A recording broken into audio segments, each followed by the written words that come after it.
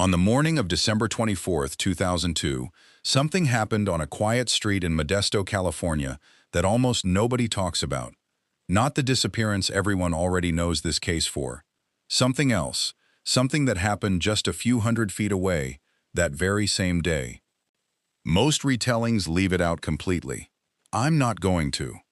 By the end of this video, you'll understand why a detail that small has spent the last 2 years back in front of judges and lawyers, and why a family that thought this was over 20 years ago is still waiting for it to actually end. This is the Scott Peterson case, and even if you think you already know how it ends, there's a piece of it you probably don't.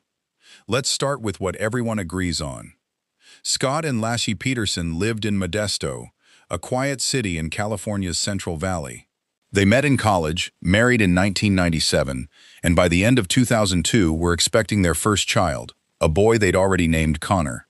Laci was a substitute teacher, 8 months pregnant, getting the nursery ready. Scott sold fertilizer for a living. To their neighbors, they looked like any young couple building a life. On December 23rd, Laci spoke with her mother by phone. A normal conversation, nothing unusual. The next morning, Scott says he left home around 9:30 a.m. to go fishing, alone, at a marina almost 90 miles away in Berkeley. He says he came back that evening to an empty house. Her car was still in the driveway. Her purse was still hanging in the closet. She was gone.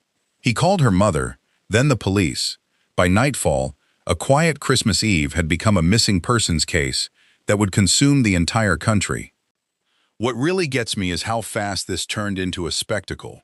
Within days, there were search dogs, helicopters, hundreds of volunteers combing parks, and news cameras parked outside a house that, a week earlier, had just been a house. Detectives noticed inconsistencies almost immediately, small details in Scott's account of that fishing trip that didn't quite line up. Then, about 3 weeks in, a woman named Amber Frey came forward.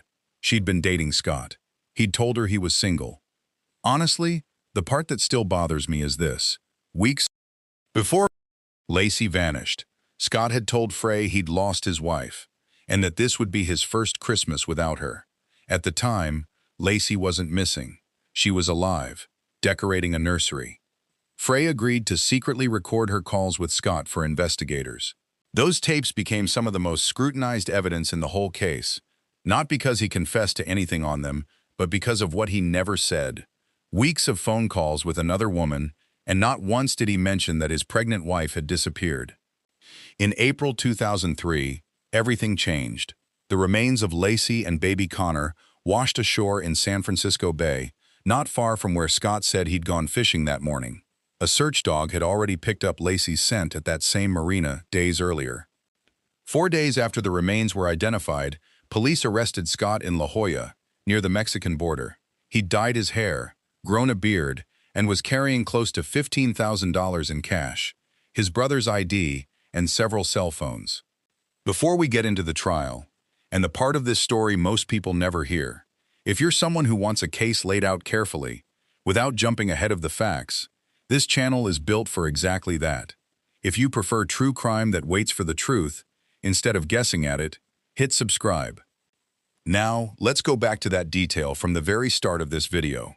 In November 2004, after a 5-month trial, a jury convicted Scott Peterson of first-degree murder for Laci and second-degree murder for Connor. In 2005, he was sentenced to death. For most people, that's where the story ends. It isn't. In 2020, the California Supreme Court overturned the death sentence, not because they found him innocent, but because of an error in how jurors were screened at the original trial. The murder conviction itself stayed fully intact. In 2021, he was resentenced to life without parole, and he remains at Mule Creek State Prison today. Now, back to that morning. On the same day Laci disappeared, a home directly across the street from the Petersons was burglarized. Investigators looked into it at the time and largely moved on. Years later, the Los Angeles Innocence Project took up Scott's case and argued that burglary deserved far more attention. They point to a stolen, burned-out van found nearby with a blood-stained mattress inside, evidence they've spent years fighting to get DNA tested, mostly without success. I keep thinking about Laci's family through all of this. To me, the strangest part of this whole case isn't the crime itself.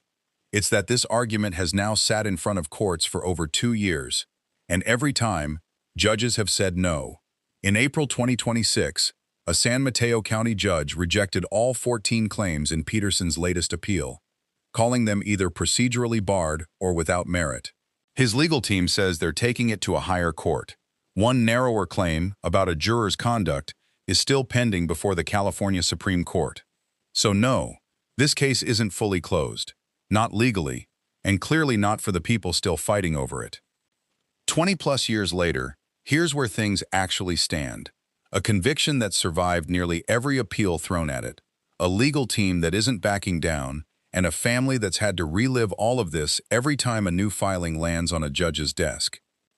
Whatever you personally believe happened on that street in Modesto, one thing's hard to argue with. This case never fully let go of the public. Thanks for watching. Please like and subscribe.